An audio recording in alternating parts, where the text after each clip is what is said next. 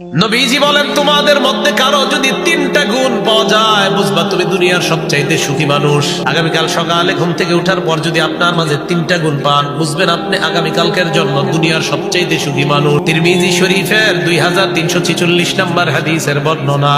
নবীজি সাল্লাল্লাহু আলাইহি ওয়াসাল্লাম বলেন, মান আসবাহা মিনকুমুল ইয়াউমা আমিনান ফি সিরবিহি। তোমাদের কোন ব্যক্তি যদি সকাল এমন অবস্থায় হয়, ওই ব্যক্তির সকালটা যদি পরিবার নিয়ে ভালো আছে এমন অবস্থায় হয়। 1 নাম্বার, সকালবেলা ঘুম থেকে উঠে দেখছেন আপনি আপনার পরিবার নিয়ে খুব খুশি আছেন, সুখে আছেন।